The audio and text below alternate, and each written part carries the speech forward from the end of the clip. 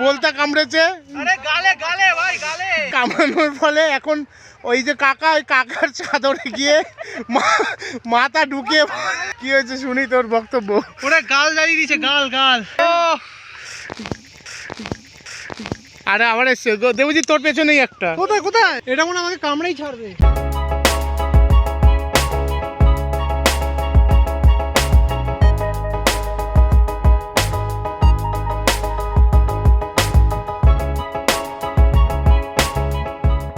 নমস্কার, আমি কলকাতার ছেলে।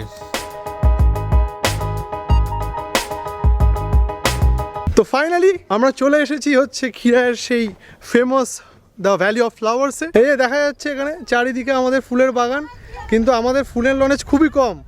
আমরা লোককে জিজ্ঞেস করে ঠিক বলে দেবো, ভুল ইনফরমেশান দেবো না। ভুল ইনফরমেশান দিলে জানি গালাগালি আসবে কমেন্টে। এটা হচ্ছে সর্ষে ক্ষেত, ঠিক আছে। সর্ষে ক্ষেত অ্যাকচুয়ালি ম্যাক্সিমাম লোক আমরা জানি কি হলুদ রঙের ফুল হয়, যেটা এইখানে আছে, কিন্তু প্রথম অবস্থায় এখানে এই সেরকম সাদা থাকে। এগুলো হচ্ছে এস্টার, যেটা আমি প্রথমে ভেবেছিলাম যেটা এস্টারই হবে বোধহয়। আমি এখানে একটা মেসমশাইকে জিজ্ঞেস করলাম। আমার এইদিকে রয়েছে হচ্ছে সব গাঁদা ফুল, এগুলো হচ্ছে হলুদ গাঁদা, এইখানে হচ্ছে সেই কমলা গাঁদা। মানে ব্যাপারটাকে যদি একটু ওয়াইড রেঞ্জে রাখা যেত তাহলে যে কি ভালো লাগতো। যাই হোক, চলো আমরা আরো এগাতে থাকি এবং আরো নানা প্রকারের ফুল দেখতে থাকি। আসো আমার সাথে।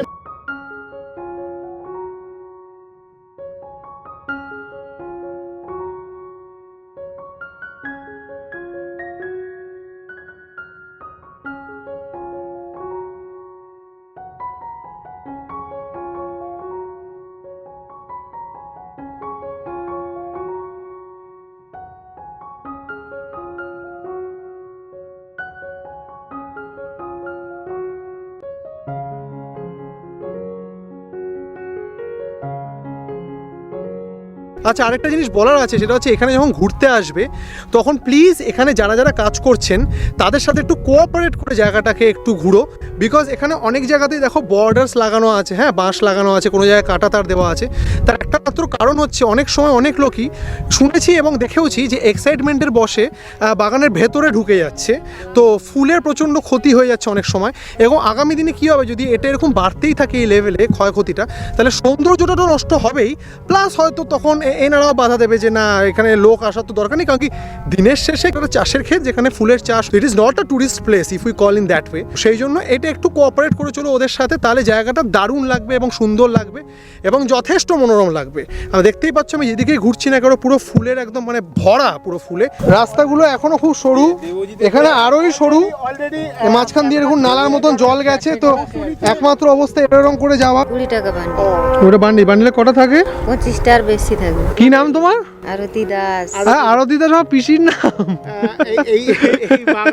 তো এখানে যদি তোমরা আসো, এখানে ওনারা এখানে দাঁড়িয়ে থেকে ফুলও বিক্রি করে বান্ডিলে। তো তোমরা যদি এখানে আসো অবশ্যই দেখা করো, ওনারা সবসময় থাকে এখানে বিভিন্ন জায়গাতে, বিভিন্ন ক্ষেতে বিভিন্ন জনেরা দাঁড়িয়ে রয়েছে ফুল বিক্রি করার জন্য।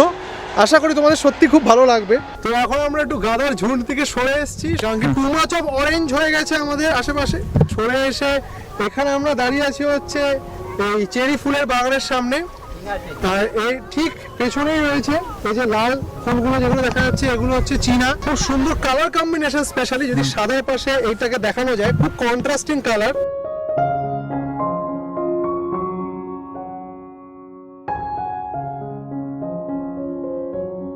আমাদের তিনজনেরই ফুলের বান্ডিল ধরে রয়েছে। তার মেন কারণ হচ্ছে যে আমি এখন প্রাথমিকভাবে বলতে কামড়ার উপর আহত হয়ে রয়েছি।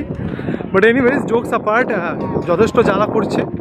বাট আমরা যাবো হচ্ছে এখন ওই দিকে চন্দ্রমল্লিকাগুলোকে কভার করতে।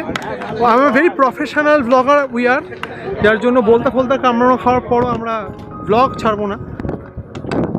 কি লাভ, না মনিটাইজেশন হচ্ছে, না সাবস্ক্রাইবার হচ্ছে, কি লাভ হচ্ছে, কি করে কি লাভ হচ্ছে? অনেক কষ্টে আমরা একটু ছায়াটা জোগাড় করতে পেরেছি। কাগজ আমার কাগজ। তুমি প্লিজ এতক্ষণ পরে এসছো, দয়া করে একটু খেতে দাও। ফার্স্ট খিদে পেয়েছে, সেই তো একটু চিড়ে খেলাম আমরা, তারপর তো খিদে পায় নাকি? এই মানুষটা বসে বসে কিছু বলতে পারছে না, তাই খিদে তারও পেয়েছে।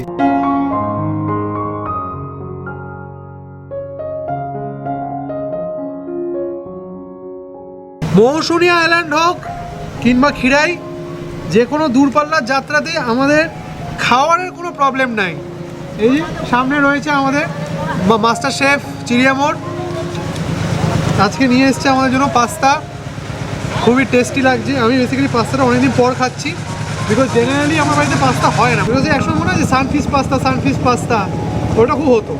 একটা ছোট্ট একটা সূর্য ছিল, একটা বেবি সান। তো তারপর থেকে এখন তো সানফিশটা অ্যাডও দেখি না খুব একটা, বাট অনেকদিন পর পাস্তা বেশ একটা অন্যরকম টেস্ট দিচ্ছে মুখে। আরে এই না না, আরে ওটা ছাড়ানো নেই, ছাড়াতে হবে।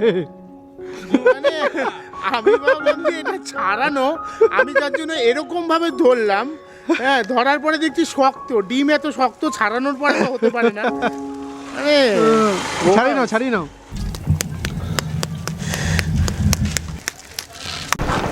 এই চনমনে ভাইটি আমাদের তিনজনের একটা ফটো তুলে দিল। এই নাম কি? সৌরভ ভুঁইয়া কোন ক্লাস? 5 দেখো আজকাল কেউ পিছিয়ে নেই। দেখো এখন উনি নিজের ছবি তোলায় ব্যস্ত। আহা, চুলটায় তেরি ফেরি কেটে নিচ্ছে একটুখানি। সাবাস। কোথায় গেল ছোটে সর্দারজি? কই? এই যে। কে সাথে নিয়ে আসছে তো আমাদের এই ছোটে সর্দারজি এখন নিয়ে যাচ্ছে ওই পোর্শনটাতে যেখানে আমরা চন্দ্রমল্লিকা আর কি পাবো। করণ আর আর পাবে ওই চন্দ্রমল্লিকার 2 রকমের ফুল, আচ্ছা। মুরগি লটাই, আচ্ছা, এইসব ফুল পাবে। তো চলুন, আমাদের পথে তো নিয়ে যাচ্ছে আমাদের ছোট লোক। এই ছোট লোক আমাদের ভাই আমাদেরকে নিয়ে যাচ্ছে আগে পথ প্রদর্শক হিসাবে। এই আগে যা, তুই না পথ প্রদর্শক, তুই শেষে গেলে আমরা চিনবো কি হবে। পুরো এখন সোজা চলবে। তো দেখা যাক আর কি পাওয়া যায়, চলুন।